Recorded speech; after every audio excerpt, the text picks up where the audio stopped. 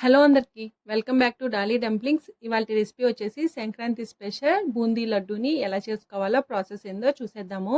నేను చెప్పినట్టు ఫాలో అయ్యి చేశారంటేను ఈ బూందీ లడ్డూని ఎన్ని కేజీలైనా చాలా పర్ఫెక్ట్గా టేస్టీగా చేసేసుకోవచ్చండి.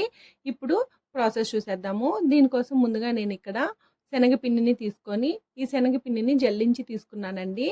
నేను ఈ శనగపిండిని 3 కప్పుల వరకు తీసుకున్నాను. ఈ కప్పుతో తీసుకున్నాను. వెయిట్ వైజ్‌లో అయితే 3/4 కేజీ వరకు ఉంటుందండి. అలాగే మీరు ఈ శనగపిండిని ఖచ్చితంగా జల్లించి తీసుకోవాలి. ఇప్పుడు ఈ పిండిని మిక్స్ చేసుకోవడానికి వీలుగా ఉన్న ఒక బౌల్‌లోకి తీసుకొని ఇందులో చిటికెడు వంట సోడా, అలాగే చిటికెడు సాల్ట్‌ని వేసుకోవాలి. సాల్ట్ అనేది ఆప్షనల్ అండి. మీకు నచ్చకపోతే స్కిప్ చేసేయండి.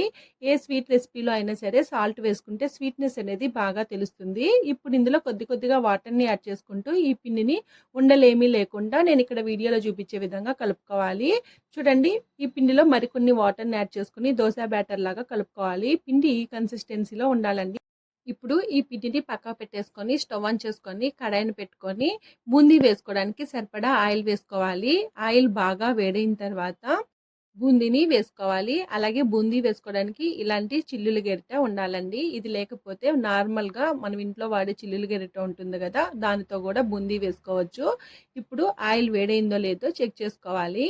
అలాగే మనం వేసిన వంట సోడా సరిపోయిందో లేదో చెక్ చేసుకోవడం కోసం కొద్దిగా పిండిని ఆయిల్లో వేసుకొని చెక్ చేసుకోవాలండి. నేను వేసుకున్న వంట సోడా అయితే సరిపోయింది. చూడండి, ఆయిల్లో వేయగానే పైకి తేలింది కదా, అలాగే బూందీ కూడా బాగా పొంగిందండి. అలా పొంగితే మనం వేసుకున్న వంట సోడా సరిపోయినట్టు అర్థమండి. ఇప్పుడు ఆయిల్ వేడైన తర్వాత కొద్దిగా పిండిని తీసుకొని ఈ గరిటెలో వేసుకొని నెమ్మదిగా ఆయిల్లో డ్రాప్ చేసుకోవాలి. మీరు కడాయికి తట్టినా కానీ బూందీ అనేది రౌండ్గా కాకుండా తోకలుగా వస్తాయండి. ఇలా వేసుకున్న తర్వాత మంటని మీడియం ఫ్లేమ్లో ఉంచి ఒక 2 సెకండ్లు అటు ఇటు కలుపుకోవాలి. చూడండి, ఇలా కలుపుకున్న తర్వాత ఈ బూందీని తీసేయాలండి. మరీ ఎక్కువ వేపుకోకూడదు. బూందీ అనేది పైన క్రిస్పీగా లోపల సాఫ్ట్గా ఉండాలి.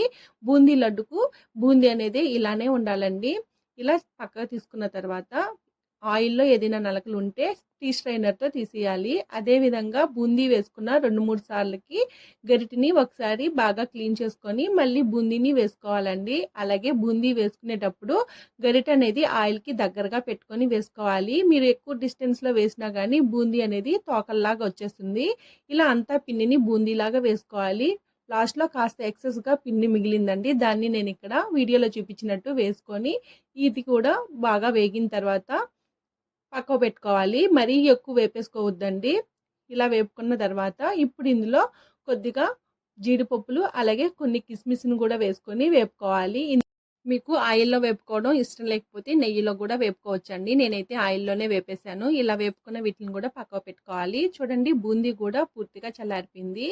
ఇలా చల్లారిన తర్వాత ఒక మిక్సీ జారుని తీసుకొని మనం బజ్జీలా వేసుకున్నాం కదండి, ఆ బజ్జీలను కూడా ఈ మిక్సీ జార్లో వేసుకొని అలాగే కొంత బూందీని మిక్సీ జార్లో వేసుకొని మూత పెట్టుకొని మెత్తగా మిక్సీ పట్టుకొని పక్కకు పెట్టుకోవాలి. ఇప్పుడు లడ్డూ కోసం పాకం రెడీ చేసుకోవాలి. దీనికోసం స్టవ్ ఆన్ చేసుకొని కడాయి పెట్టుకొని నేను ఇక్కడ 2 కప్పు షుగర్ని వేసానండి. మీకు కావాలంటే 3 కప్పులైనా వేసుకోవచ్చు.